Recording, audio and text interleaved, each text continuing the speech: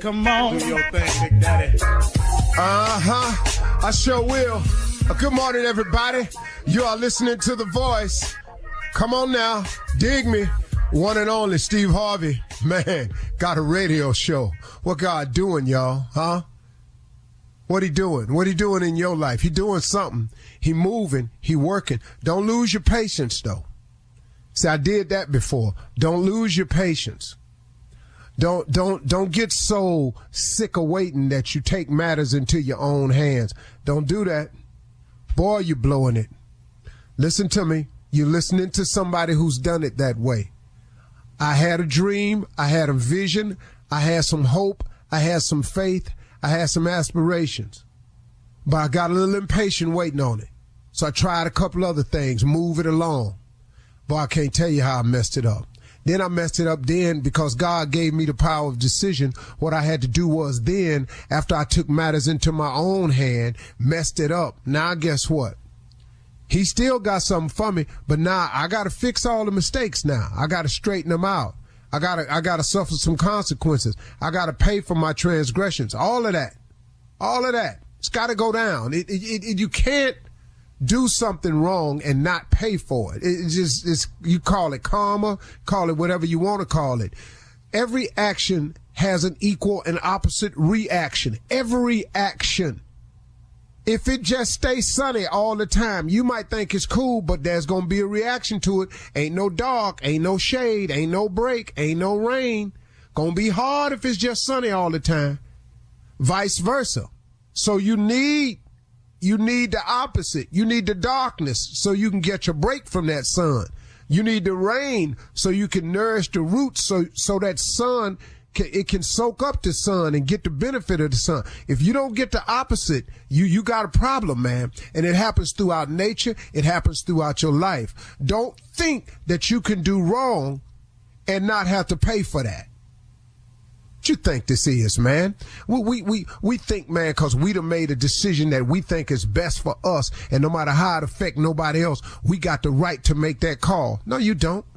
Whoever is telling you that, whoever's misguiding you into the gang life, telling you, yeah, man, you need to be this way to be down with us. I tell you what, get yourself stuck on Chuck with that gang, see how many of them be there for you.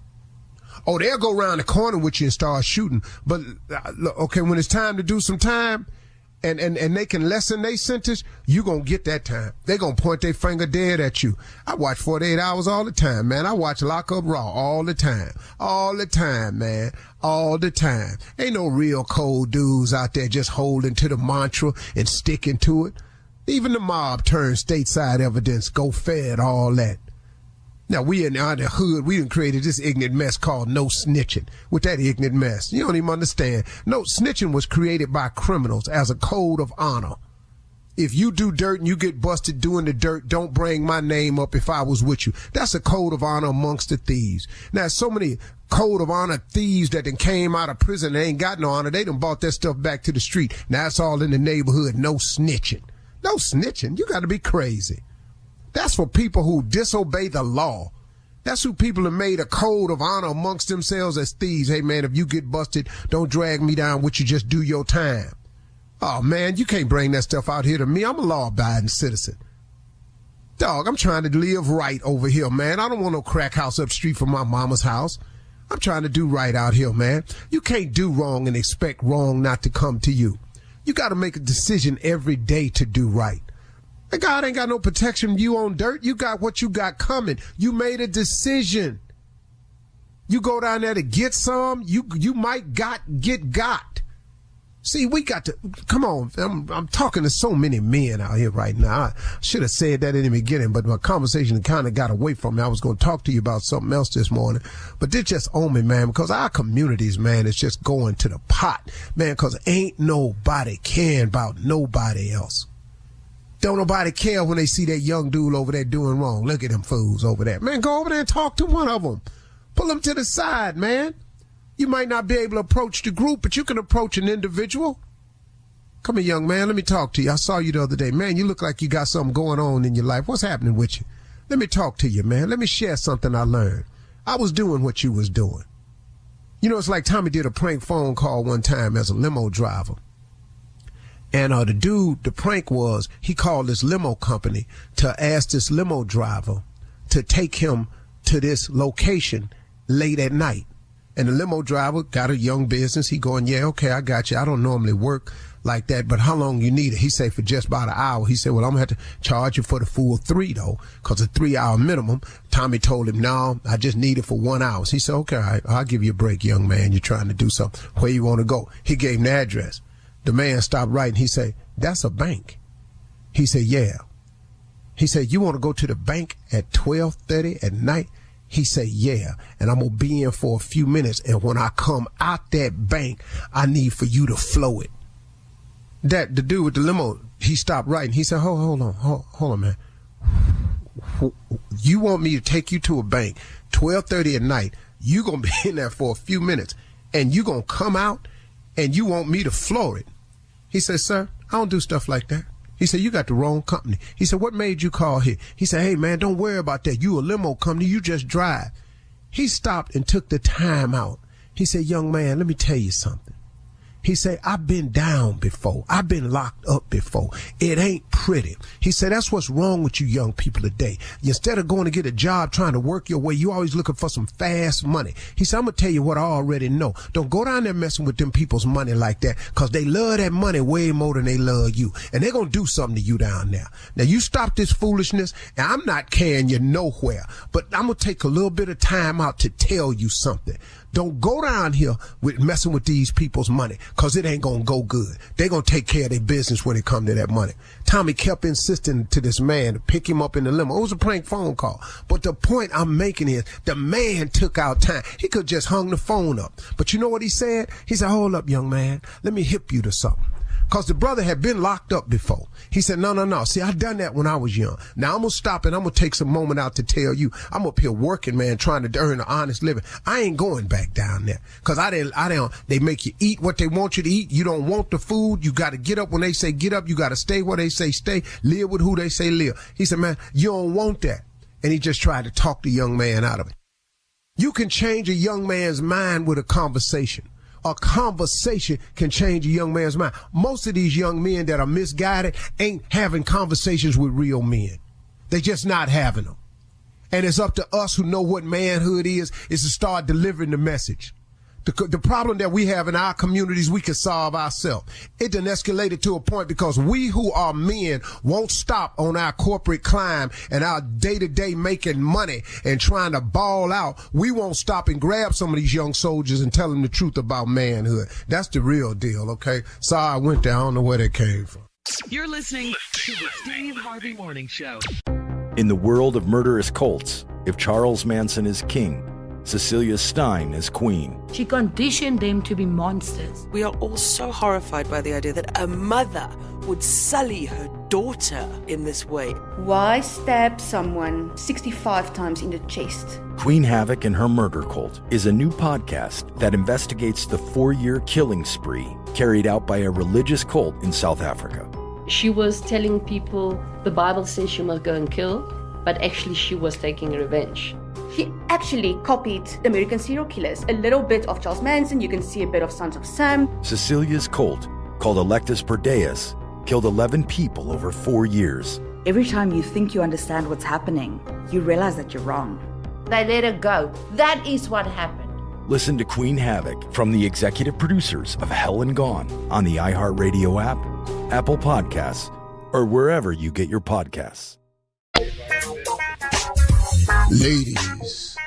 Ladies and gentlemen, ladies and gentlemen.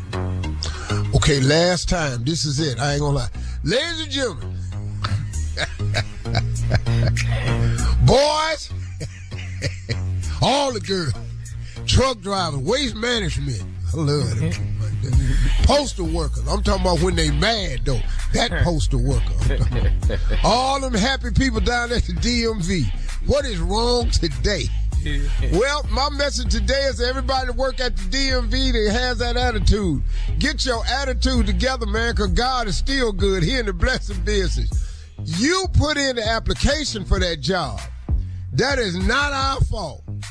We love you. We need your services today. We want you to have a brighter day today. My wish is that people that work in motor vehicle divisions all over the country have a better day today. Oh, I know we coming in there ignorant. I know we ain't got our paperwork. I know we ain't got our title of registration. I know we done lost our tags. I know all that. But try to treat us better. Just try. Let the church say amen. Amen. Shirley Strawberry, Carla Farrell, Mouth of the South, Junior Boy, better known as Kill Space, and the legend that is Nephew Tommy. Yeah. Boy. Yeah. Junior, what's happening today? Let me tell you something. You know, I don't mind taking advice from you. You know, y'all don't mind that. Because you lived longer, you in a better position. You know, you've done a lot more. So I don't mind taking it, but everybody shouldn't try to give everybody advice. Like my partner called me over to his house the other day, which I thought was his house. I go over there, man, we watching basketball, and he trying to tell me what he expect to tell me about what I need to do with my life and my career. He talking to me. But in the middle of us talking, I hear a voice coming from upstairs as we in the basement. I hear another voice say, Charles, come up here and get the groceries out the car. I said, man, who is that? He said, that's my mama. I'm taking no advice from nobody live with their mama. I tell you right now, I don't give a damn what you say. You can't tell me a damn thing. Then he couldn't even get the advice out because she kept calling back down. I said, Charles, you been messing with the thermostat? But I said, okay, see right here. See right here, that's why I can't take no advice from you. Ain't a damn thing you can tell me because you sitting up here living at your mama house in the baby. You told me this was your crib. No, the basement yours. This your mama house. See, that's what I found out. You gonna tell me, man, I don't appreciate where everything charged, huh? See, we couldn't even get the advice in because your mama on your hand the whole time. Don't tell me what you think I need to do with my life if you living at your mama, baby. We can't take advice from everybody. It ain't the same coming from Uncle Steve and Tommy. It ain't the same coming from Shirley. It ain't the same coming from Carl. See, they don't live with nobody. They got places. They got this. You need to start listening to me. It's what you need to start doing.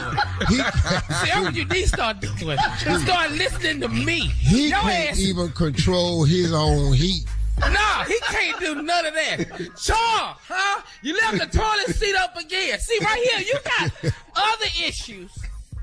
And you try to tell me something. Why your nearest bathroom all the way upstairs, though? Upstairs. You always got, I'll be back. I can't take no advice. I'm not doing it. All right. Good one, Junior. Coming up in 30 minutes. Funny. After the hour. We're going to run that prank back with the nephew right after this. Junior. You're listening to the Steve Harvey Morning Show. Right now, it's time for the nephew to run that prank back. Title is Naked Lifeguard. Let's go, Cat. Naked Lifeguard. Hello. Hello, I'm trying to reach a Carrie. Yes, this is Carrie. Hi, Carrie. My name is Oliver. You put in an application with the employment agency about looking for some work as far as being a lifeguard. Oh, yeah, I did. Okay. Have you had much experience being a lifeguard? Yeah, I've been doing this for a while now, back since I was like 18. I got my CPR certification. I've had as many as like 200 people at one time watching them, so I'm good. I'm good at what I do. I love it. Very good, very good. Well, I'll tell you what, I've looked over your application and I've checked everything out thoroughly, and I'm very excited about maybe getting you to, I don't know if you're familiar with it, but public pool. It's actually in subdivision. There's 2 pools there. Are you familiar with it? Yeah, I'm familiar with it. They're near where I live. Yeah. Okay. Well, there's actually in the back of there's a gated community, and that is actually the particular property that I'm talking about. You coming out and working for us there at the pool site. If we can get you on Monday to Friday, we're going to actually hire some more college students for Saturday and Sunday. What do you say? Oh, I say okay. That sounds great. Monday through Friday, weekends off. Yeah. Yeah, exactly. Good. Now, we start off, job actually pays $25 an hour. Wow. You would be our head lifeguard, and we would want you to be there from, if you start at 12, we'd actually like for you to get there around 11:30, just to be prepared and be the overseer and make sure the other lifeguards get there on time. And, we'll go from there. Okay. Now, Carrie, there's only one catch that actually comes along with this job. We want you to work an additional 4 hours from 6 to 10 at night, but it's going to pay you $50 per hour. So you'll make an extra $200. How do you feel about that? Man, I feel good. I mean, with the recession and everything, I could use that money right now, especially during the summertime. Okay, now here's the deal. This is in a gated community, like I told you before, but also it's going to be adults at night, and they are actually going to be swimming nude. What? And, yeah, they're going to be swimming nude, and what they ask is if they're going to be swimming nude, they want to make sure that the lifeguard that's protecting them is going to be nude as well. Okay, I'm a certified lifeguard. I'm CPR certified. I'm a student. I've had other jobs, but nudity wasn't on my resume. And I understand that wholeheartedly, but we're talking about you possibly making $1,750 a week. How you feel about $1,750 a week for your nursing school? I'm sure that'll definitely pay for it throughout the entire summer. That should be a big help, shouldn't it? Yeah, it would, but I mean, are you? How do you feel about trying it for a few weeks, and then how do you feel about that? I don't know, but I mean, you're going to watch over some adults who are actually just going to be nude in the pool, and you're nude as well up on the big chair that overwatches everybody. $1,750. I don't. $1,750, Carrie. You know? I don't think I'm going to be able to do that. $1,750, Carrie. We're talking about 4 hours of you being nude along with some other people that are already nude. So, I mean, what's the big deal, you know? What we need you to do is come down. We're going to do some drills, some lifeguard drills, and make sure that you're definitely qualified. But we're going to make sure that when you do those, you got to be naked as well, okay? What? Why would I have to do some drills naked? I'm already a lifeguard. What do I need to drill naked and I understand all that, but in order, for our particular property, we got to make sure that you're actually prepared and ready, you know? I don't understand. Well, that's the way it is, Carrie. We need you to come down and do some drills. It's not going to take long, probably about a half hour. You come down, you get undressed, you get in the pool, and we make sure that you're qualified to swim nude, to handle, to saving somebody's life nude, the whole 9 yards. But what? I mean, what if my family come to that pool? You know, Carrie, I can't go back and forth with you. I can't. Now, I know you know, I looked at your resume, I looked at what you were doing and what you're pursuing in life, and I thought this would be a great opportunity for you. But I can't do that to my family. And no, wait a minute, hang on a second. Now, you can't tell me you can't do it now. Oh, yes, I can. Now, you get your down here in the morning so I can get these drills done, and I want you naked when you get here and get in this pool. You understand me? Who the hell do you think you're talking to? Are you some kind of pool pimp? Lifeguard, human resources, hiring pimp? You're not pimping me. I don't have to come down there if I don't want to come down there. You got to bring your down here tomorrow and get in this pool and do these drills. Who do you think you're talking to? I'm talking to you. You get your down here tomorrow and you do these drills. What you need to do is go get you a Pamela Anderson Baywatch, because I ain't the Excuse me? one. What did you say? I ain't gonna be doing no new breaststroke for you old freaky. I don't know them people. I don't give a who you know. Now you get your down here and you take the job. I'm not coming down there to your fun pool tomorrow and swim nude and lifeguard nude for a bunch of raunchy. I don't know who you think you're talking to. I was trying to be nice to you when you called my house with that, and then I thought about it because I'm not that kind of girl. You got me up. Okay, you need to go get you a Pamela Anderson Baywatch, deep sea diving.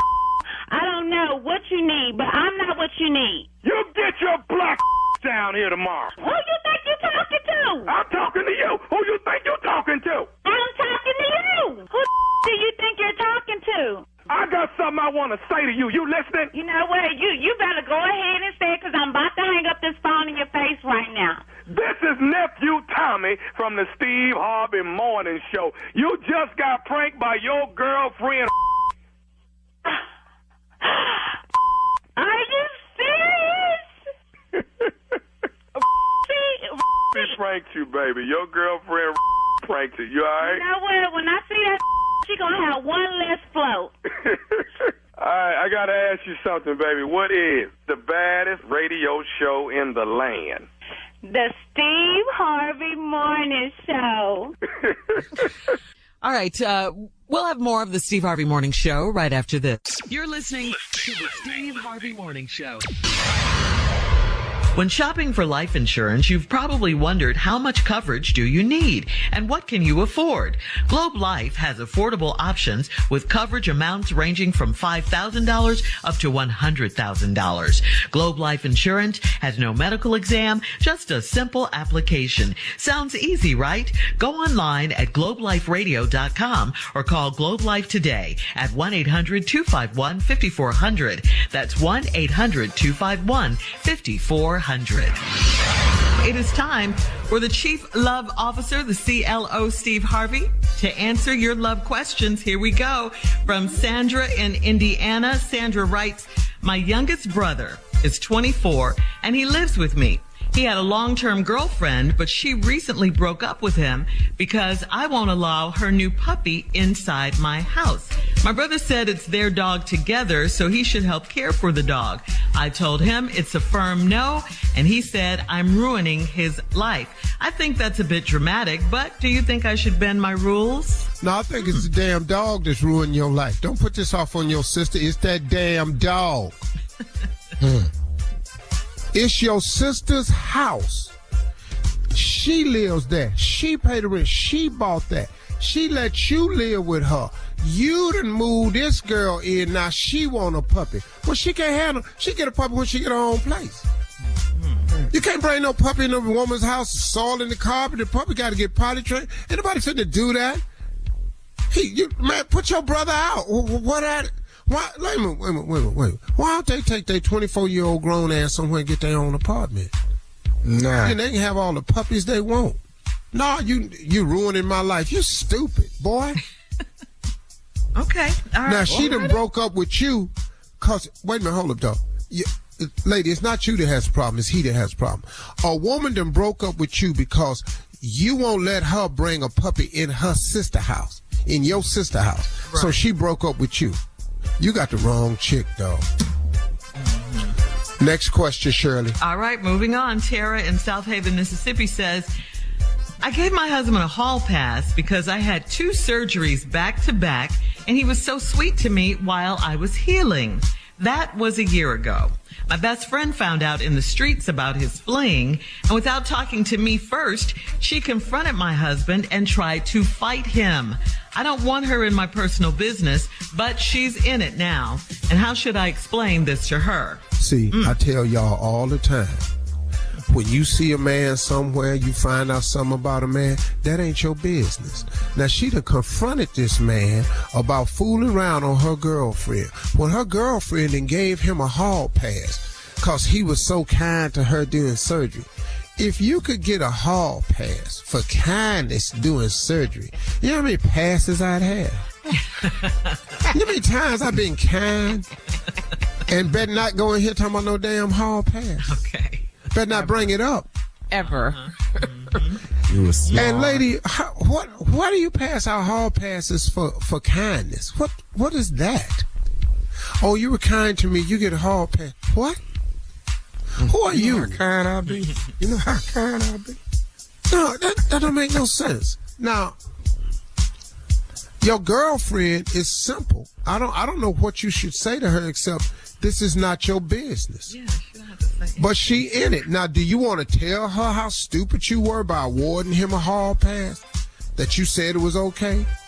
And I'm going to tell you something else. She ain't keeping it to herself. She telling other people. Wow. And your husband didn't have to watch his step because his wife gave him permission. Yep, facts. Yeah, it's not your business. It's not her business anyway. It's not her business, but it ain't no woman's business, but y'all always make it y'all's because she my girl, because I would want to know. Well, now here you go.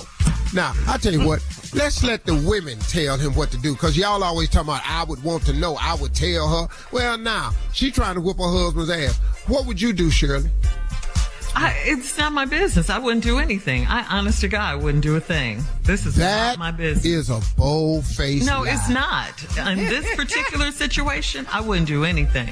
I don't know what's going on in their house. Okay, Carla, what would you do? Tell them shit. Try to fight the husband. So this Be is all about in you, it. Carla. Be all in it. My best friend? My best friend. Yeah. So Shirley, you wouldn't tell your girlfriend? I would. I'm not in this. I'm really not in this one. I'm not in this. So if your husband, if this happened, but your husband, you wouldn't want to know from your girlfriend? No, I would kill him. But no, I'm asking you. If I found out. No, would you want your girlfriend to tell you? No. Okay. That's contrary to everything you've ever said in every strawberry letter. People change. I just wanted to point that. No, there's no changing on this show.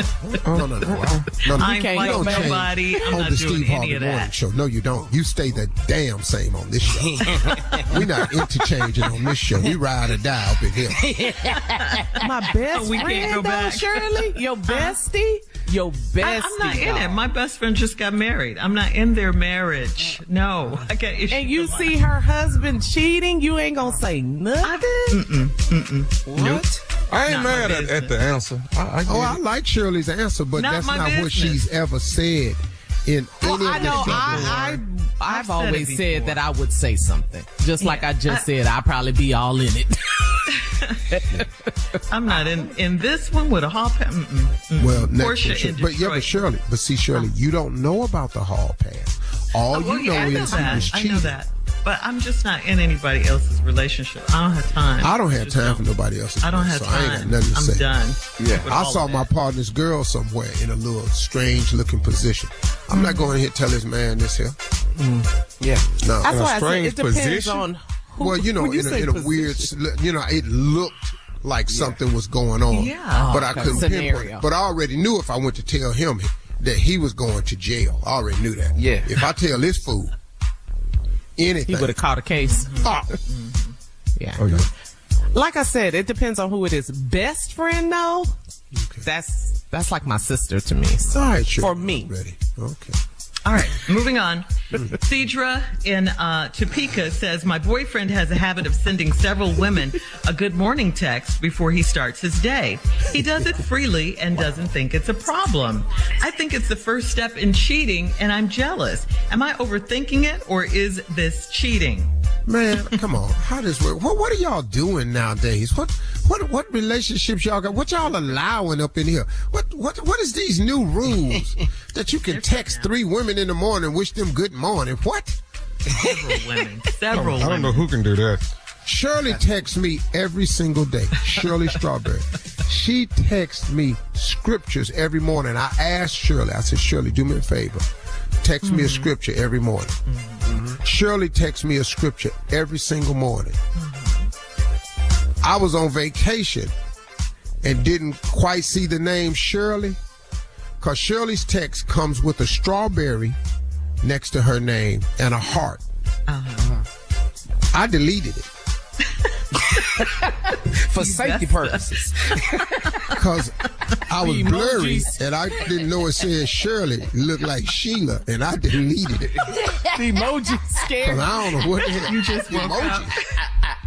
No, the heart and a strawberry.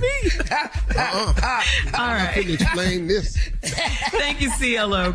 You're listening to the Steve Harvey Morning Show. In the world of murderous cults, if Charles Manson is king, Cecilia Stein is queen. She conditioned them to be monsters. We are all so horrified by the idea that a mother would sully her daughter in this way. Why stab someone 65 times in the chest? Queen Havoc and Her Murder Cult is a new podcast that investigates the 4-year killing spree carried out by a religious cult in South Africa. She was telling people the Bible says you must go and kill, but actually she was taking revenge. She actually copied American serial killers. A little bit of Charles Manson, you can see a bit of Sons of Sam. Cecilia's cult, called Electus per Deus, killed 11 people over 4 years. Every time you think you understand what's happening, you realize that you're wrong. They let her go. That is what happened. Listen to Queen Havoc from the executive producers of Hell and Gone on the iHeartRadio app, Apple Podcasts, or wherever you get your podcasts.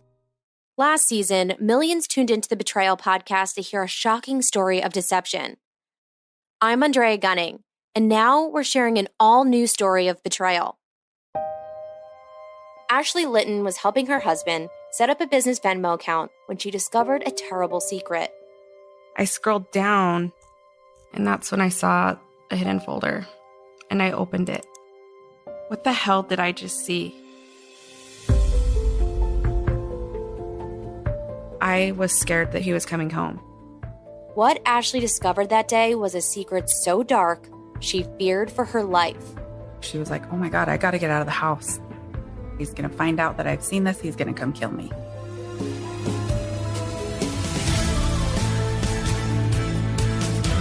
Listen to Season 2 of Betrayal on the iHeartRadio app, Apple Podcasts, or wherever you get your podcasts.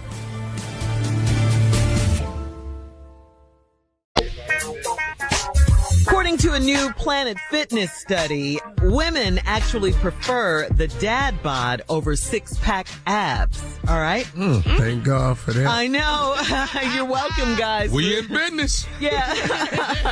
The results of the Planet Fitness study suggest that women are still being driven wild by a bit of extra pudge. The survey recently revealed that contrary to what you might have believed, women do actually prefer a man with a little bit of belly on them, okay? Thank you, Jesus. Yeah. Man. Yeah, but that begs the question, is this a double standard, though? Because Why you say that? Because do men prefer a woman with a little belly? No. With a a mom bod? No, I don't care. I I don't don't care bother. about your belly. So you don't care?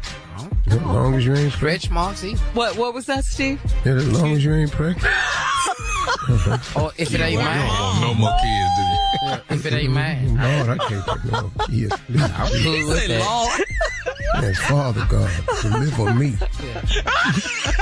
No, I ain't got no problem with a mom bod. I don't,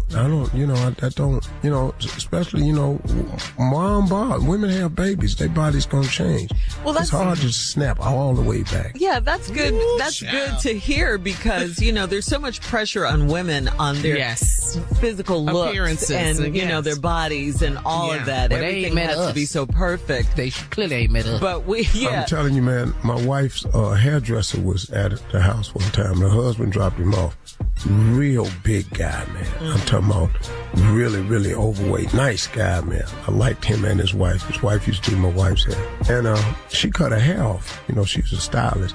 She cut her into her hair, a little Halle Berry cut. And she was over at the house kind of quiet one day. And Margie said, baby, what's wrong? She said, just in here arguing with this fool. She said, who? My husband. He saw my hair. He ain't like it. He come talking about he like long hair. I told him, hell, I like muscles. We're discussing what we like. But we got each other. Some of them. Yeah. She said, well, I like muscles, but we got each other, though. Yeah. Deal with Damn about you like long hair. She said, hell, I like muscles.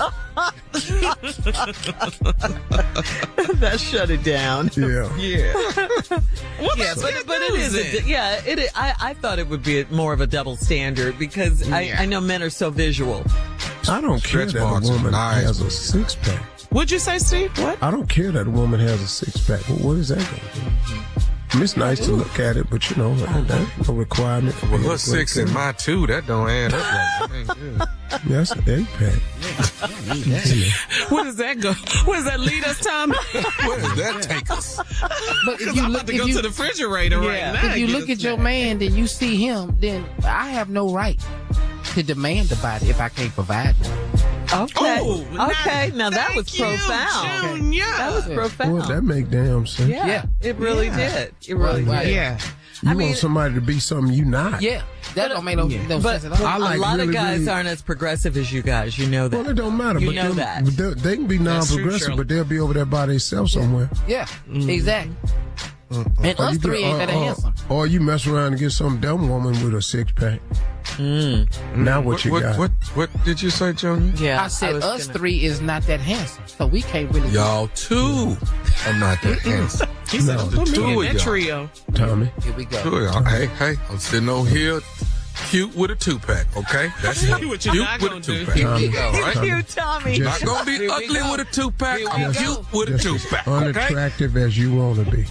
I'm cute with a 2. I mean, and look, Tommy, can I tell you something? At times, shockingly not attractive. No. Yeah. You don't even I done realize. caught you on Shockingly. some. Yeah, I've caught him on some angles. I've seen him from some different angles. Yeah. And I was like, woo. But you can't Lord. convince him of that, Steve. Tommy No, does hell not no. feel that way about himself. He believes in That's himself. because he looking out through one set of eyes. He is. That's you need it. to come out here and look at him through these eyes. It's a lot wrong with you, Tommy. For you to be cute, Tommy, you know how much stuff got to align. Well, you know what? Yeah. Shut up, Junior. You need moon, you need stars. I got some. There's some sexy on me somewhere. Now, I'm not gonna take all that. Like, okay, where? What Get on to you it, is sexy? Well, Go ahead. I'm listening. We got time. We all here. Shirley, tell him. No, Shirley ain't finna tell you I don't nothing. think it's for the Carl, guys to just determine whether ladies- another guy is sexy, though. No. But he say sexy on me somewhere. Where is it, Tom? What is it for us to tell him? Yeah. No. The ladies know. Ask the ladies. the ladies know.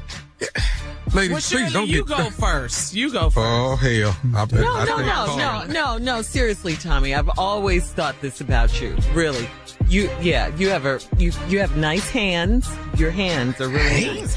Yeah, you got nice hands. Well, I mean, they're little, a Steve. raccoon. They're little, but they're nice though. They're always, well manicured and everything. Hell yeah, Yeah, That's nice. Yeah. But that still don't make it cute.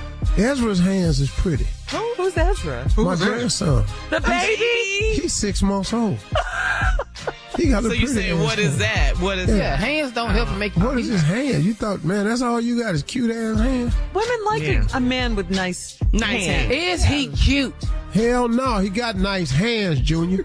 She tried to give him something. I'm not gonna be ugly with y'all. Well, okay, Carla, what on ugly. Tommy is sexy? Carla, what on Tommy is sexy? She finna do me. Here we go. Oh, Let me see. Stand up. He is standing up. Oh. no, I wasn't. I'm up now. Oh, okay. Let me scoot back. You don't see nothing sexy over here? Turn around. Boy, you need a car to be sexy, like you like a Rolls Royce. You got nice heels. Walk. I got nothing. Sit down, precious. I got nothing. Oh God. No, for real, Tommy. For real, Tommy. I'm gonna get you got nice heels. Heels? Your heels is nice. People don't even see my heels. I got shoes on. What? All right, coming up, more of the Steve Harvey Morning Show right after this. You're listening to the Steve Harvey Morning Show. All right, time now, guys, for a round of Would You Rather. Would you rather be just forgotten, or would you rather be just hatefully remembered? They'll remember you, but in a hater way. No, you could just go on Just forget me. I ain't gonna be here no way. I ain't gonna give a damn. Right, who cares? You can pick Once A you're or B gone. for all I care. Either one. I'm gone. All right. All right, would you rather get ribs from Kansas City, or would you rather get ribs from Memphis? Memphis. Ooh. Man. Kansas City or Memphis? Memphis. Why Memphis? Why? I'd have had them both. Oh, okay. You just Kansas City got some good ribs now. They barbecue boys over there in Kansas City. Ain't no joke. But they not playing around with your ass in Memphis. What's the difference? Kansas, Steve? though. That Gates presidential platter is something to think about. Oh yeah, Gates barbecue. yeah, we been there too. Oh, Gates is outstanding. I've been there too. I ain't got nothing to say, but Gates is all that in the bag of chips. But you got to go to the commissary. You got to go to Interstate. You got to go to Neely's. You got to get your mind right. Huh? Neely's. You got to get your mind right up in there now. Why your They not mind playing. though? Why you get? You know, that Rendezvous is more commercial barbecue. Yeah. Across the street from Peabody, but you got to get your mind right when you go down there. Okay. All right. Got that white bread, start making French fries be wet from all that damn sauce. Why are you talking like that? Because that's how you talk when you talk about barbecue. Can't say all your words because it's like food in your mouth. No, she got to talk about barbecue like you know you got to spin barbecue. Can't be up in here, all up in here. You put them in with boiling meat and all this. You don't want to boil no damn rib. All right. We grills people. You can boil the meat, boil on flavor. Oh, okay. All right. Here we go. Would you rather babysit a crying baby for a day, just for a day, or would you rather have an unwanted house guest for a week? I got that baby. I got that baby all day. Yeah. Give me that baby. Would you rather babysit a crying baby for a week? For a day, or would you rather have an unwanted house guest for a week? I'm gonna take the baby. I know how to get the baby to stop crying. What you gonna stop crying? You're gonna stop all this crying. Yeah. It's just for a day. No, you ain't gonna cry all day on me. I'm gonna put a little something in your milk for you. Be all right. I'm putting some Baileys in that milk. That's what I'm gonna do. You're gonna go to sleep. Nice, boy. Your ass gonna go to sleep. It's gonna be tasty too. Yeah, I can put a baby to sleep. You're gonna go to sleep and put your ass in the middle of that little raft that they had their feet out and put him in the pool. Push his ass out there in the middle of that water and let him deal with it. He'll stop crying after a while. He'll just go to sleep. Hard to keep swimming back over, and I keep kicking you back out in the middle. All right, that's today's round of Would You Rather. You're listening to the Steve Harvey Morning Show. All right, let's go. It is time, guys, for Comedy Roulette. I love it. Comedy Roulette, Jay. Let me break it down, Steve. We got new people, Steve. Steve. I haven't said what. You know his nerves are bad, Jay. All right, here's what we take 5 subjects, we put them on the wheel, we spun the wheel. Where it stopped, we will do the damn thing. Hit it, Shirley. All right, here we go. The 5 categories. Number 1, excuses people use who owe you money. Yes, do that. Yes. All right, number 2, doctors don't always know what they're talking about. Okay? Some old people say. Number 3, why are you talking? Your team sucks. Okay? Number 4. No, Jay ain't got nothing for that. Number 4. I think I took the wrong pill. That's me. Okay. And number 5, and that's when you realize you were lost. Okay? All right, spin the wheel, Cat. We'll see where it stops. Come on, doctors. I like the doctors. I took the wrong pill. Oh, it stopped at number 5, guys. And that's when you realized you were lost. All right, here we go. Here we go. This is when you realize you lost. Okay. Yeah, we got to turn the music down so you can concentrate. Yeah. You got to look around. Yeah. Can't nobody concentrate with this loud ass. Yes, Don't y'all see me lost? I tell you when you know you lost. And this happens all the time. When you drive and the street signs go from English to some right, you can't even recognize. You trying to figure out, I don't even know what. Is this still Maine? That's all I need to know. Let me tell you something. When you riding and you in the middle of nowhere and you see a sign that say 10 miles to Jurassic Park, man, your ass is lost, man. Not Jurassic Park. Jurassic. Go ahead, Steve. Come on, Steve. God, I should know so many of these. Oh, yeah. When you driving and you mutter to yourself, that ain't the damn house.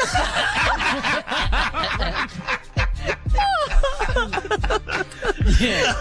All right, here's when you know you lost. Come on, Jay. You make a right turn, and it's a no exit. It's you.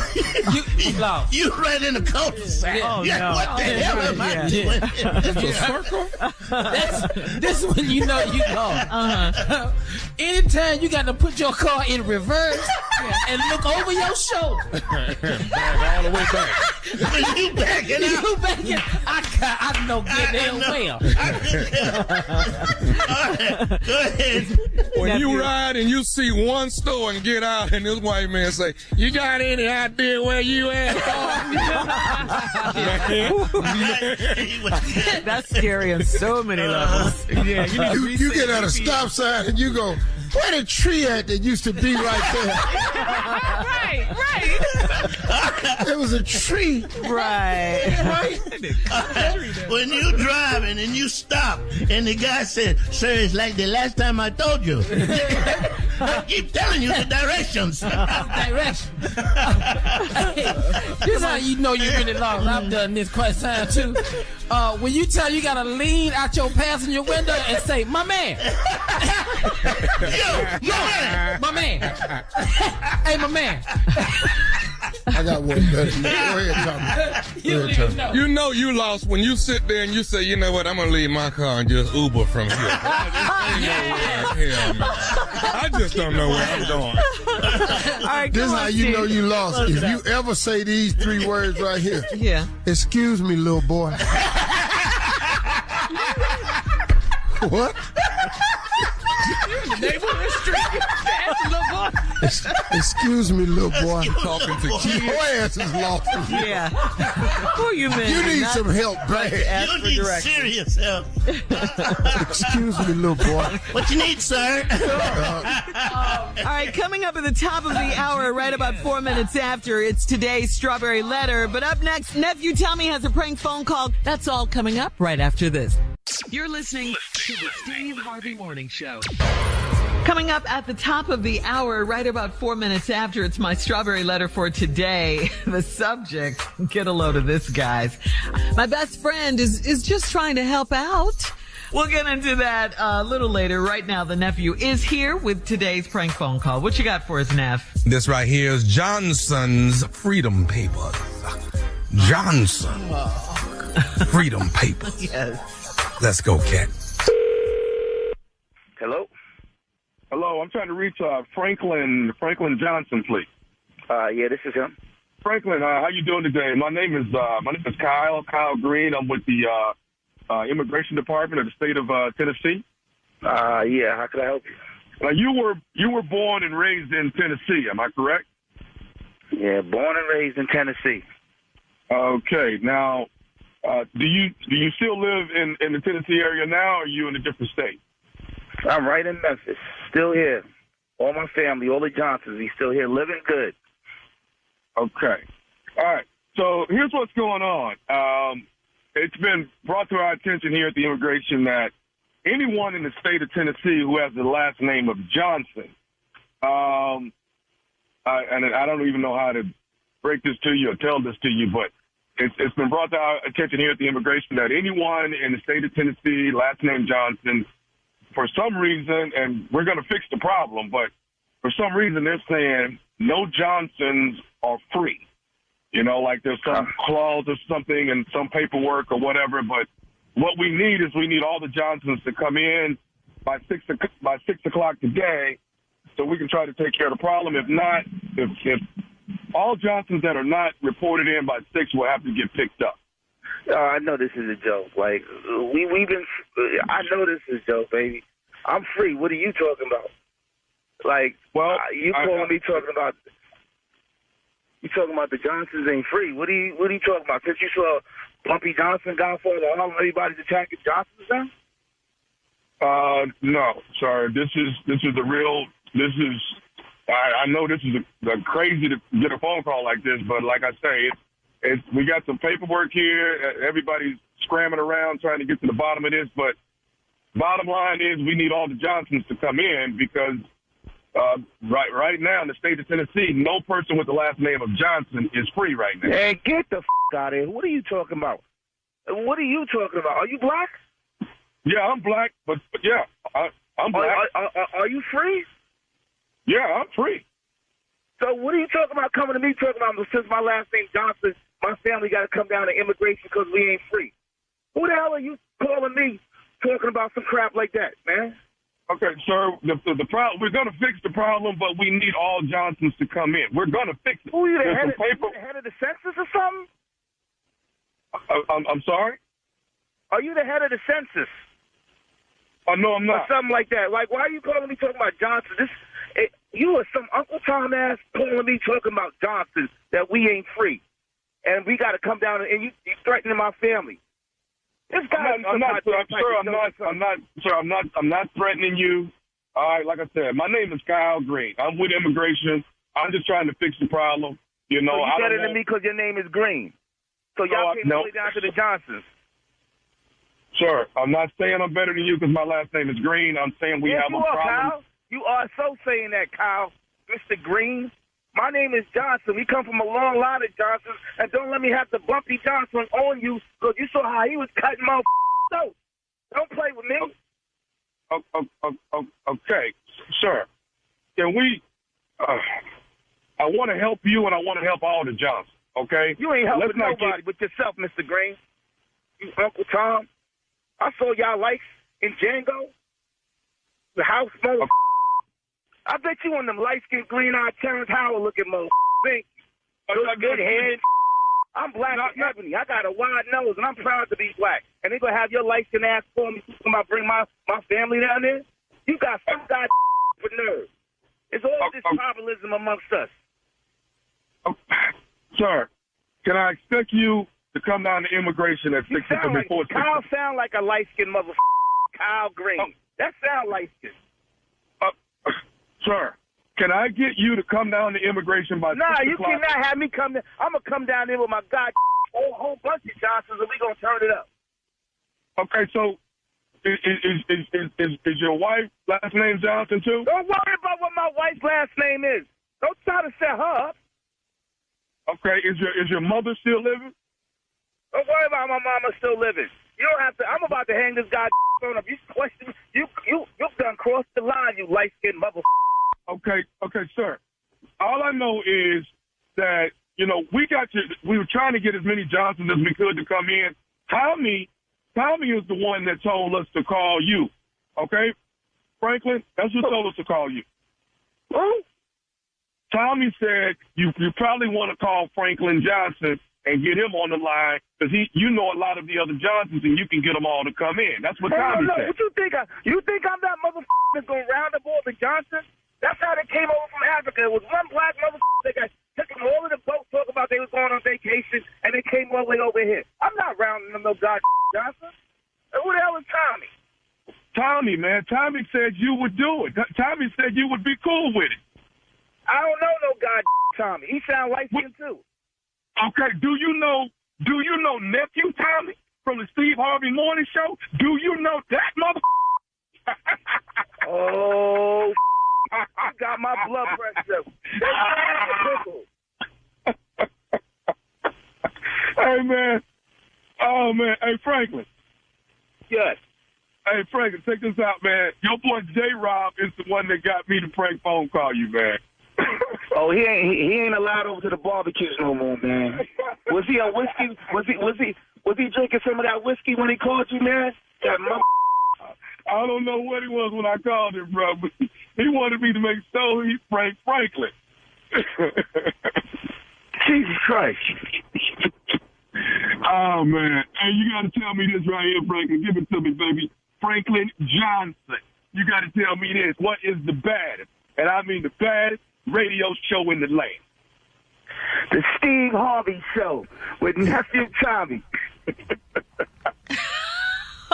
Really, Tommy? You went one. there on him. Hey, Tommy, but you know what, though? But Tommy, he had you shook up a little bit, though. He sounded like he had you off balance a little bit because he was serious with it. Yeah. Bumpy Johnson when he said okay. Johnson. Oh, you think I'm going to round up all the Johnsons? I ain't that blankety blank. See, you light-skinned, ain't you? You probably one of them light-skinned Terrence Howard looking ass, boy. Green eye. Boy. Good hair. Boy, he was mad. He was hot. Kyle Green. Sound light skin. Hey, yeah. Hey, man, is your wife last name John? Don't worry about my wife. Is your mother still? Boy. See, man, you done crossed the line now. Man. Yes, Tommy, sir. He was going to come down there and he was. Bout it.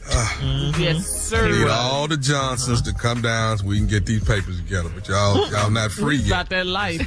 Hold up, man. Is you black? Yeah. Oh, so you done got your Uncle Tom ass. Now you gonna round up. Whoa. See, that's you that you was on Django. He was, right. All his reference was light skin, Terrence Howard, Django. You a house in. You a Uncle Tom. He had Tommy, he was through with Tied it you. all in. Yeah, he was. He was. All right, y'all. Father's Day weekend. That is June 18th, Father's Day weekend. It is Earthquake's Father's Day comedy show. That is with Donnell Rollins, nephew Tommy, Tony Roberts, and Vanessa Fraction at the New Jersey Performing Arts Center. That is right. Pretty much New York, New Jersey. In the world of murderous cults, if Charles Manson is king, Cecilia Stein is queen. She conditioned them to be monsters. We are all so horrified by the idea that a mother would sully her daughter in this way. Why stab someone 65 times in the chest? Queen Havoc and Her Murder Cult is a new podcast that investigates the 4-year killing spree carried out by a religious cult in South Africa. She was telling people the Bible says you must go and kill, but actually she was taking revenge.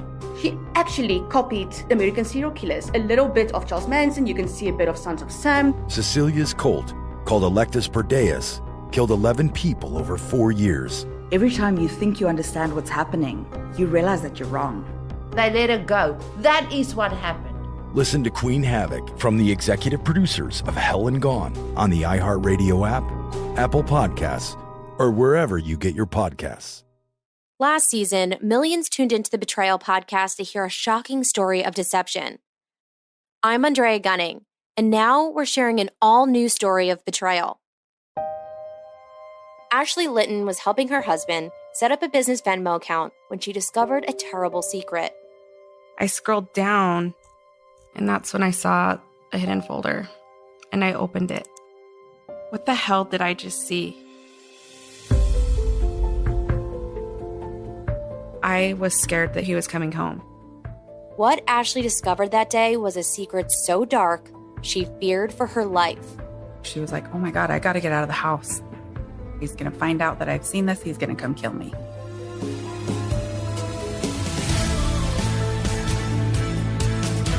Listen to season 2 of Betrayal on the iHeartRadio app, Apple Podcasts, or wherever you get your podcasts. And everybody around the way, all the boroughs. The nephew ain't been there in a minute, so come check me out, baby. Whew. All right, nephew, thank you. Up next, it's the Strawberry Letter subject. My best friend is just trying to help out. We'll get into it right after this. You're listening to the Steve Harvey Morning Show. Time now for today's Strawberry Letter. And if you need advice on relationships, dating, work, sex, parenting, and more, please submit your Strawberry Letter to Steve Harvey FM and click Submit Strawberry Letter. All right, we could be reading your letter live on the air, just like we're going to be reading this one right here, right now, Love today. it. Yeah. Buckle up. Hold on tight. We got it for you. Here it is, the Strawberry Letter.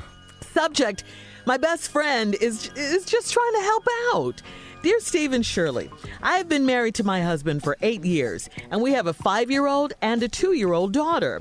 My husband has 5 other kids, not including the 2 we have together. Yes, I know this is a lot of kids. However, I want to try for another baby next year. I am 32, and he is 40, and he says he is too old to have more kids. I don't have a son and would like to try for a son. I always told him I wanted to have 3 children. We don't have sex because he says he doesn't want to get me pregnant. And if we do have sex, he buys me the Plan B pill to avoid any possible pregnancies. I even asked if we can adopt, and he still said no. I am starting to resent my husband, and this is causing a strain on our relationship because I want another baby. We are financially stable enough to have another baby. I confided in my best friend, who happens to be a man, and he offered me his sperm. As you know, he would donate the sperm, and sex would not be involved. When I told my husband about my best friend's offer, he flipped out and was highly upset. He said that would be committing a sin, breaking the vows of marriage, and he would not accept the baby as his child. He also said he would divorce me if I even brought it up again. I think it is very unfair because he won't give me another baby. It's my body, and if I want another baby, I should be able to get pregnant and have another baby. Am I wrong here? Please help. Well, you're both wrong. And I'll tell you why. You for going to another man outside of your marriage to get another baby. I mean, that's not the way you do it. And of course, your husband is wrong for just shutting you out, not even hearing of your requests, for being so mean and closed-minded about you. You're his wife. He should be, compassionate and understanding as to how you feel. I get that he already has 5 children in addition to the 2 daughters that you guys have together. But you have to talk, and you should have talked to each other before you got here to this place. He's only 40, and while he may say that's too old. It's not too old. I think it's just that he is tired of having kids. 7 kids, you said it in the letter. That's a lot of kids by anyone's standard. 7 kids is a lot of kids. You say you're financially stable enough to have to have more kids, but if your husband doesn't want to have kids, you guys have to be on the same page as far as it's concerned. You, on the other hand, are only 32. You're still young enough. You're perfectly within your rights to want more children and to try for a boy if that's what you want. But you can't do it with this husband because he's not interested. You guys have a major issue in your marriage. I don't see how you can come to an agreement or a compromise. I really don't. He doesn't want any more children. He doesn't want any more children. You do. Period. Okay? Period. You hear? I think I can confidently say this, that if you do have another child, it won't be with your current husband unless you trick him or trap him or something like that. And if you go to your best friend and get his sperm, you're going to be done with this marriage. This marriage is practically over anyway because of your husband's rules. He doesn't want another kid. You do. He won't accept the baby as his own if you have another one. He doesn't want to adopt. You have no options here. Steve? Well, Shirley, I have a different take on this. I believe that she does have options, and I'll tell you why as soon as y'all ask me. Why, Steve?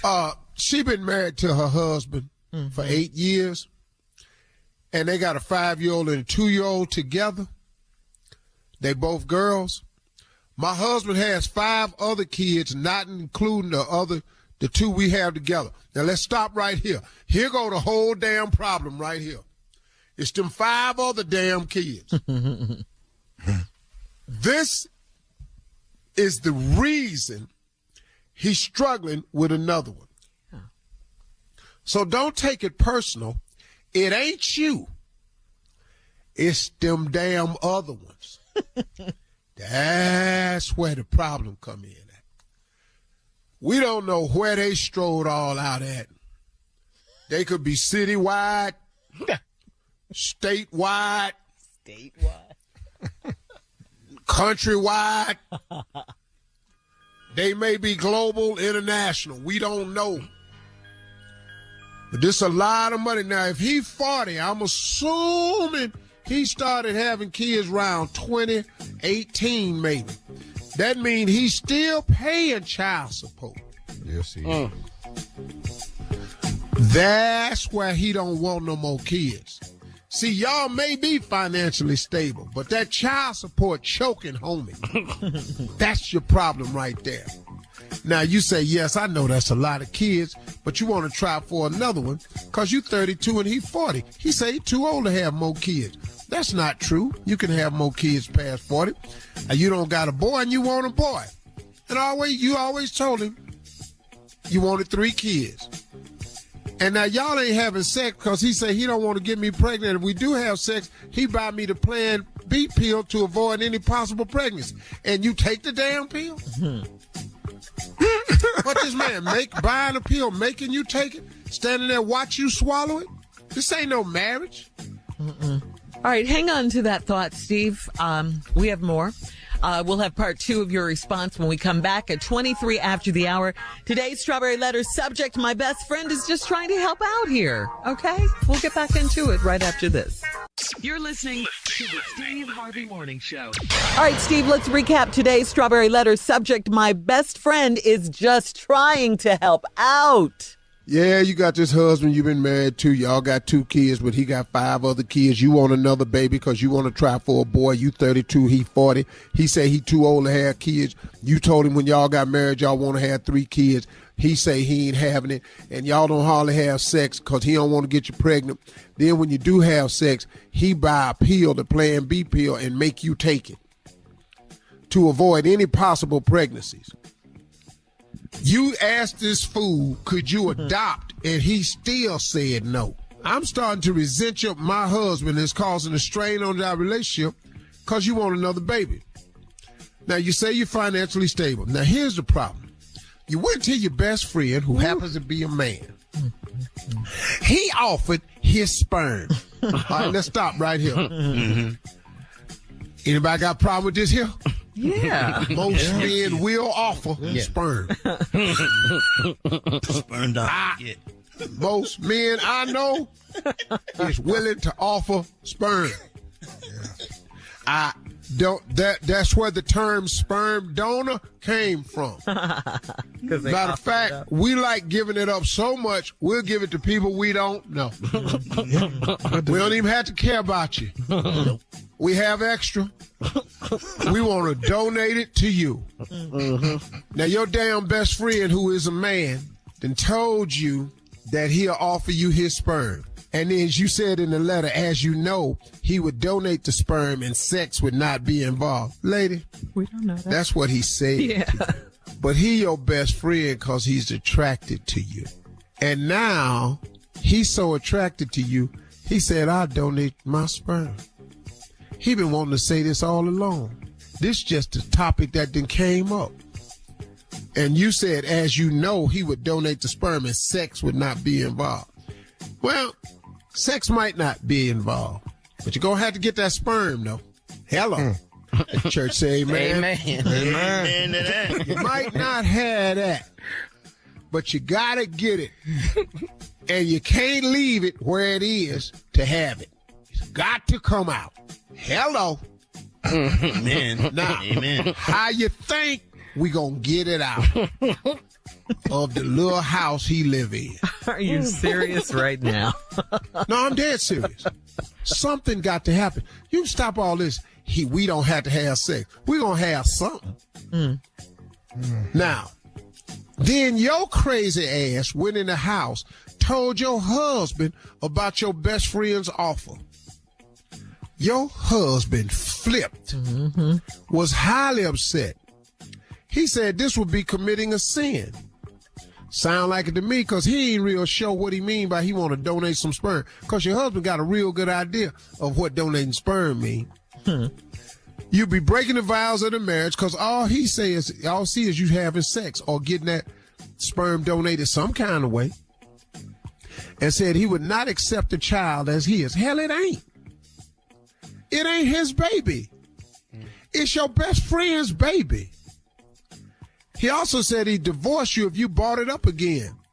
Now, you think it's very unfair because he won't give me another baby. It's my body, and if I want another baby, I should be able to get pregnant and have a baby. Lady, you are 100% correct. Yep. Now, Shirley said this right here, it won't be with this dude right here unless you just go on and have sex with your husband and quit taking that damn pill. Then you're going to have a baby. Then what he going to do? But then guess what? Don't nobody really want to have a baby with somebody that don't want a baby. But it happens all the time. And you can act like some women and go, well, he'll grow to love the child. He might, but he might quit loving you, though. Because he will be resentful. Because he done sold all his wild oats with all these other chicks and got these 5 other kids. Now he want to shut it down and you done told him you want 3. You should be able to get pregnant and have a baby. But Shirley's right. Probably won't be with this dude right here. Am I wrong here? Please help. Well, if you want to have another baby and he don't, you're going to have to go have another baby. And you do have the right. But I think you told your husband you wanted 3 kids in the beginning. Now, somewhere along the line, his child support whooping his ass. He don't see it. So now he is issuing ultimatums. But the biggest mistake you made was this sperm donor conversation with your husband. Because now he got a platform to stand on that ain't got nothing to do with the pregnancy or the baby. Now, he didn't use this divorce to really shut you down. It's a cold trick he pulling on you, but it's working. Because you done wrote in a letter. I don't know what to tell you, ma'am, but it don't look like you'll be having a baby with your husband. And don't leave your husband for your best friend. Please. And do not take your best friend's sperm. And you loan me some sperm till I get on my... That's all she's... Can you loan me some sperm till I get on my... All right, look. I'll pay you back. All right, Steve, thank you. On Tuesday. You can post your comments on today's Strawberry Letter on Instagram and Facebook at Steve Harvey FM. I swear to God, I'll give it right back. Don't forget to check out the Strawberry Letter podcast on demand. You're listening to the Steve Harvey Morning Show. All right, come on, Steve. Introduce Jay as he murders another Ladies hit. and gentlemen, J. Anthony Brown. All right, today's hit. This is very dear to me. And I got this from my buddy Steve. He said, my wife wears these damn capri pants all the time. And he's really sick of it. Could you write a song letting some of these ladies know that you can't wear these pants all the damn time? Check it out.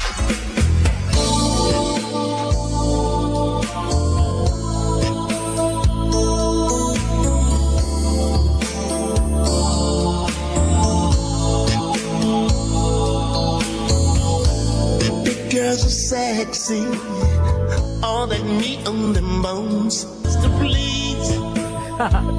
Not wearing another. Good one, Jay. Yeah, I like it, Jay. Love it. Love it, Jay. Fire.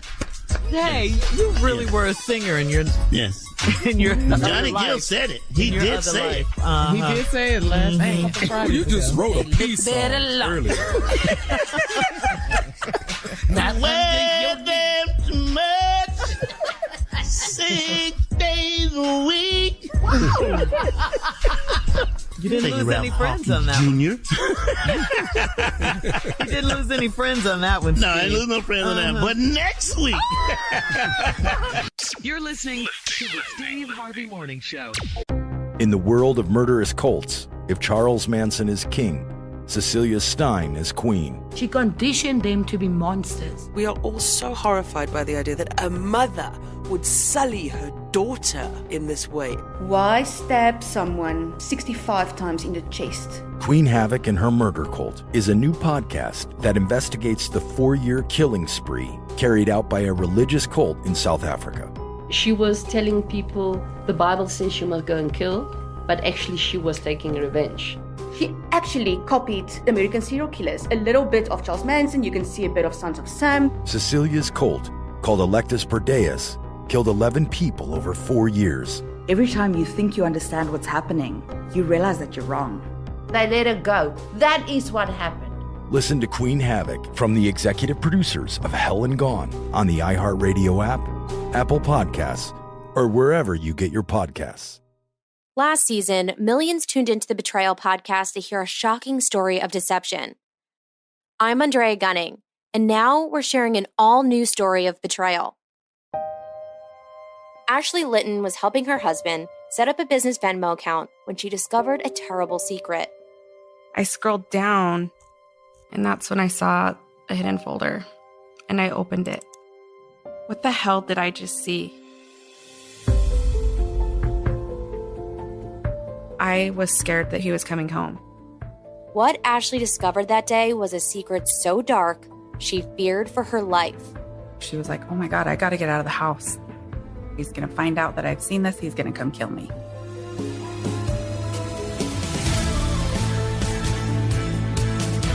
Listen to season 2 of Betrayal on the iHeartRadio app, Apple Podcasts, or wherever you get your podcasts.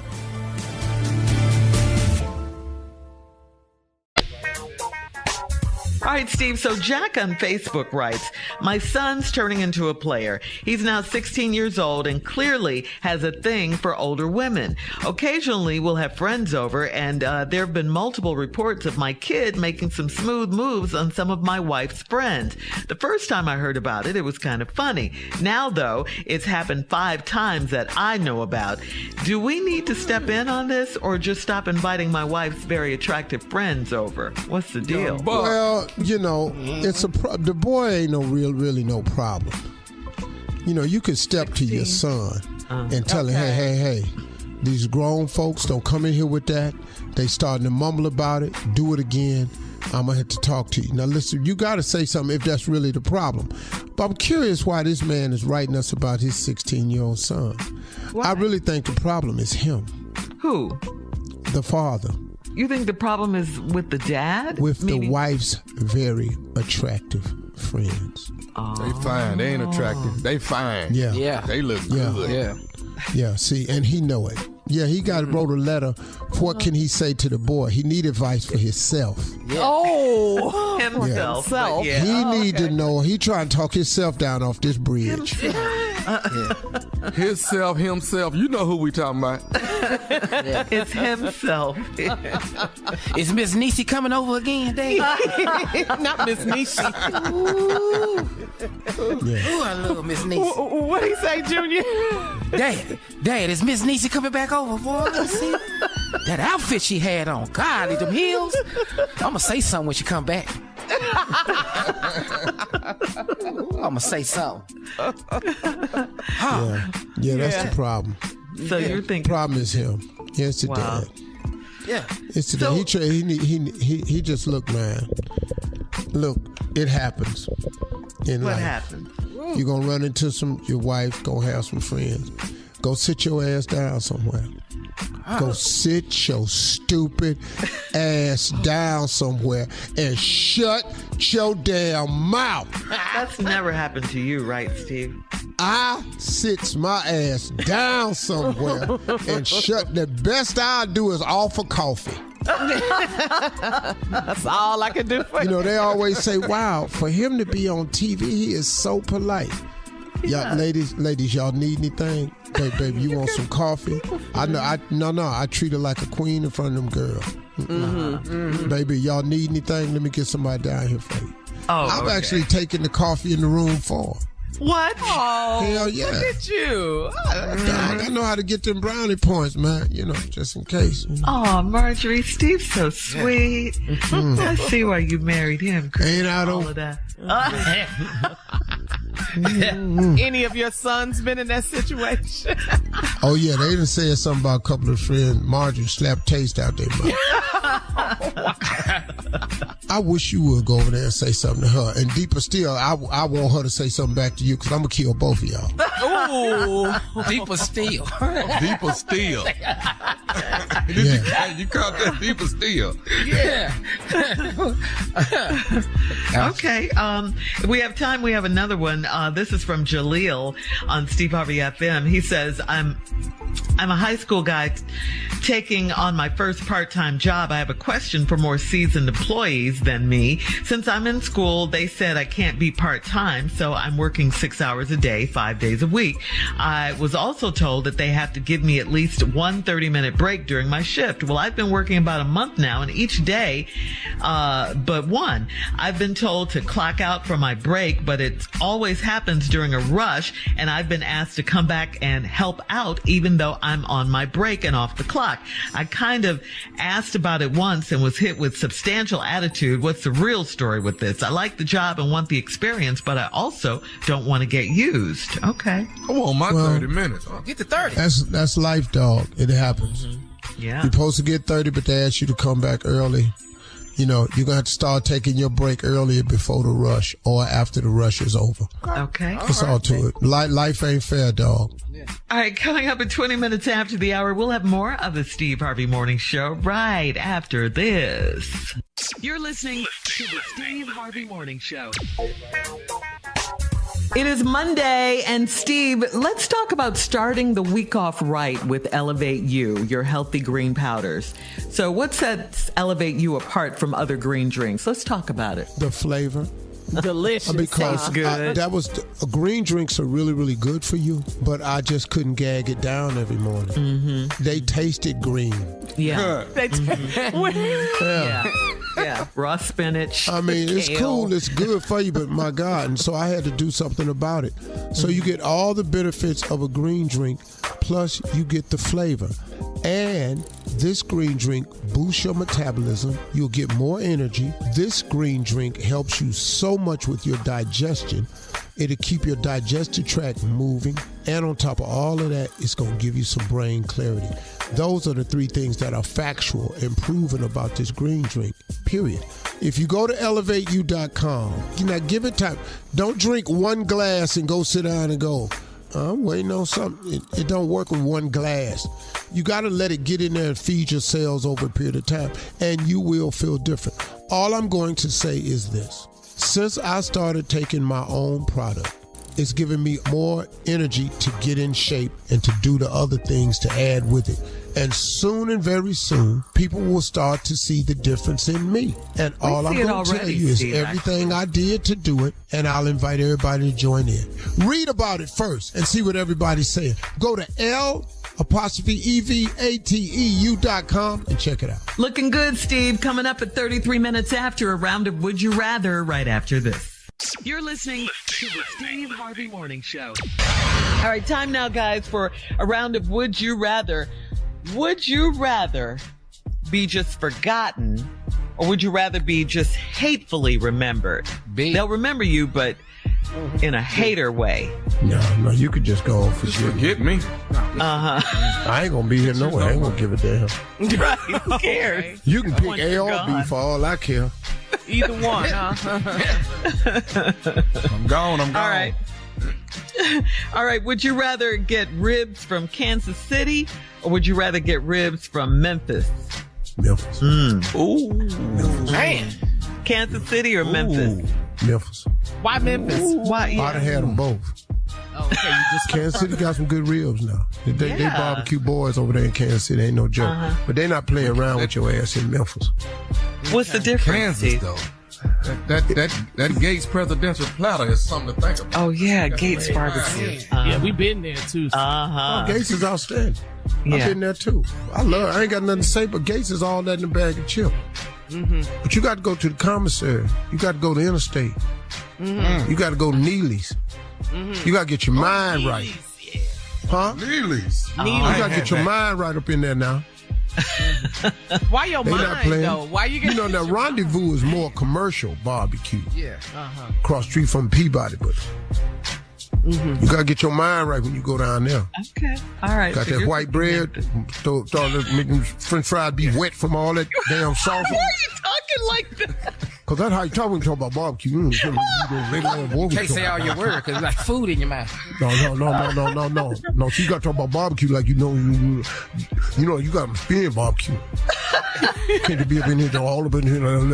You put the real boiling meat and all this. You don't want to boil no damn real. All right. We grills people. You can boil the meat, boil on flavor. Oh. Okay. All right. Here we go. Would you rather babysit a crying baby for a day, just for a day, or would you rather have an unwanted house guest for a week? I got that baby.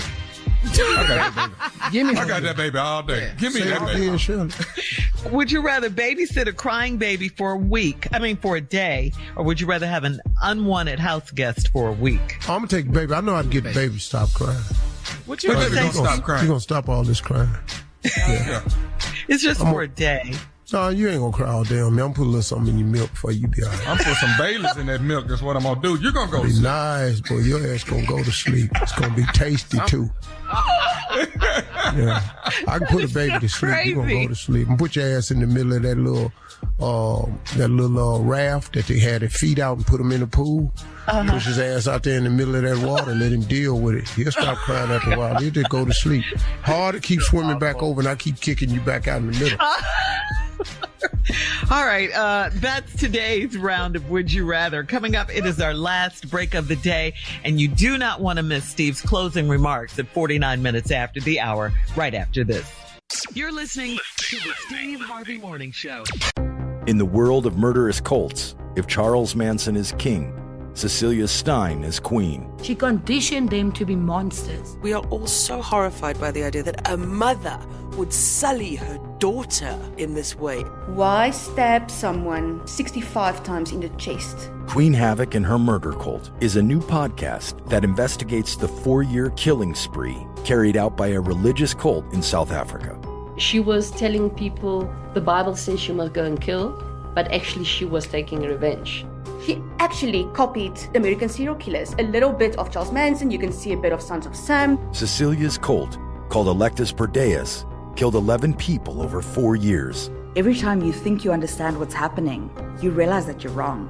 They let her go. That is what happened.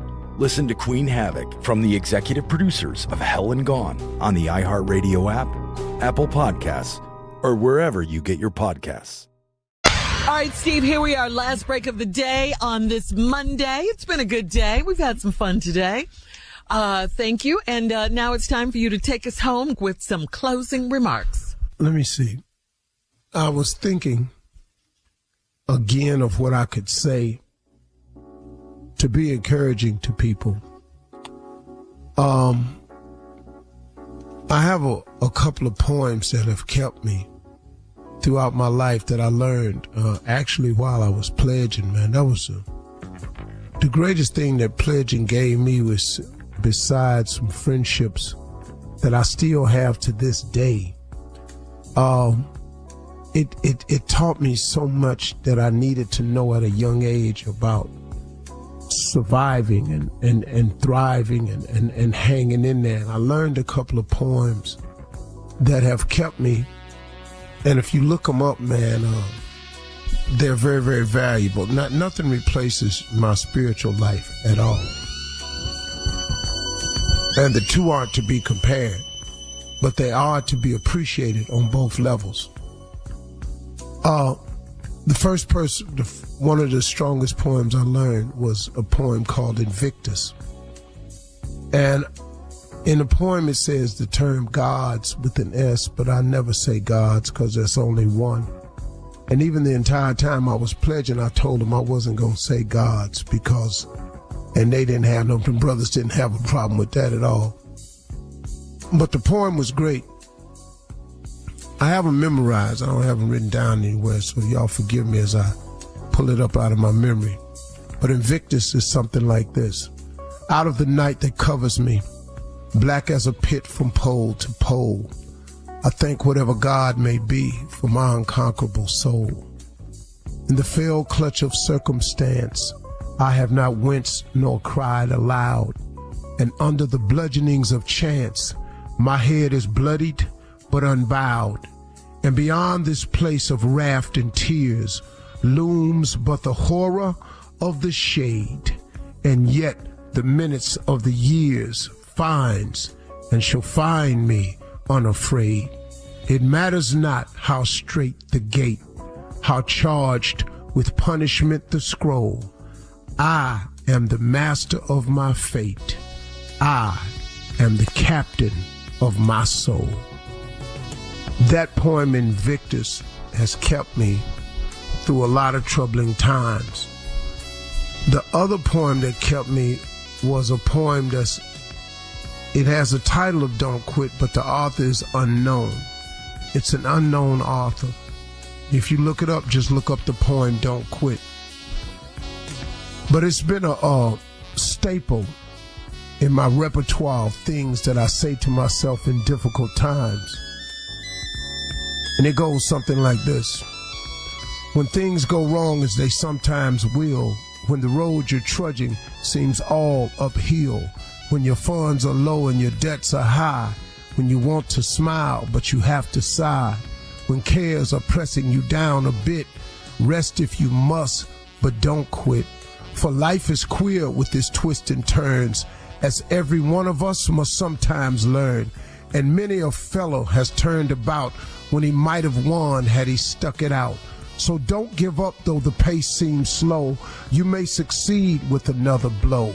Often the goal is nearer than it seems to a faint and a faltering man. And often the struggler has given up when he might have captured the victor's cup. And he learns too late when the night came down how close he was to the golden crown. And you never can tell how close you are. It may be near when it seems afar. So stick to the fight. When your heart is hit, it's when things seem worst that you mustn't quit. Those two poems right there have kept me in some dark moments. Somebody made me a t-shirt the other day in the Cleveland Cavalier colors of maroon and gold and gave it to me as a gift. And the t-shirt said, "I'm a 62-year-old black man from Cleveland, Ohio. What you want?" And it's sort of funny, man, because a lot of times when people say stuff, people who really know, I say to people all the time, "What you want from me?" You know, I'm only human. I'm subject to make mistakes. I err. I get it wrong sometimes. I'm not perfect. I swing a lot, so I'm going to hit a lot of strikeouts. You know, when you swing in the bat a lot of times, all of them ain't going to be hits. But I have such a sheer number of at-bats that it causes people to be able to see a few more times of me failing. But some people you don't ever have to worry about watching them fail because they're not attempting anything. So if you're the person who's being criticized for your efforts, you have to know that you got to hang in there. Because there's so many people that's criticizing you that's not even making an effort. Now, I'm going to paraphrase another one, but I'm paraphrasing this. This doesn't work exactly like this. It says the credit belongs to the man who is actually in the arena, whose face is marred with dust, blood, sweat, and tears, not to those cold and timid souls in the stands who know neither victory nor defeat. That one has kept me too, because I realize that a lot of people that are criticizing you are not even in the same game you in. So when you out there striving and you hustling and you trying to put it together, you're going to make mistakes and you're going to get criticized. But don't you ever give up. Have a great day. Talk to God. He'd love to hear from you.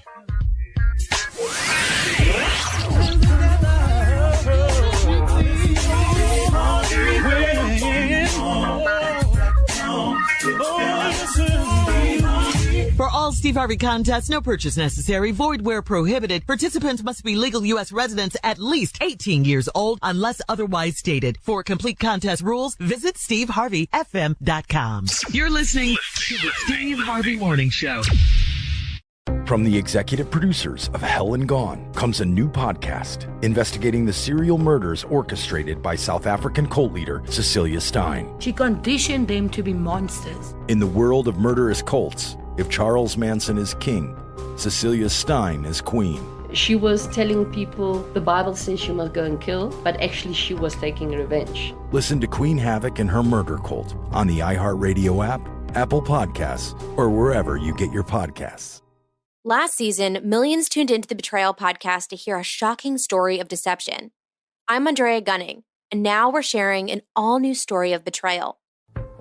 Ashley Litton was helping her husband set up a business Venmo account when she discovered a terrible secret. I saw a hidden folder, and I opened it. What the hell did I just see? Listen to Season 2 of Betrayal on the iHeartRadio app, Apple Podcasts, or wherever you get your podcasts. I'm Israel Gutierrez. I'm hosting a new podcast called 4 Years of Heat. It takes you to Miami from 2010 to 2014, when LeBron James, Chris Bosh, and Dwayne Wade set the NBA ablaze. You know, have an opportunity to team up with the best trio to ever play the game of basketball. We'll take you inside those 4 monumental years with behind-the-scenes access and insight about one of the greatest teams ever assembled. 4 Years of Heat on the iHeartRadio app, Apple Podcasts, or wherever you get your podcasts. What do a flirtatious, gambling double agent in World War II, an opera singer who burned down a nunnery to kidnap her lover, and a pirate queen who walked free with all of her spoils have in common? They're all real women who were left out of your history books. You can hear these stories and more on the Womanica podcast. Check it out on the iHeartRadio app, Apple Podcasts, or wherever you listen.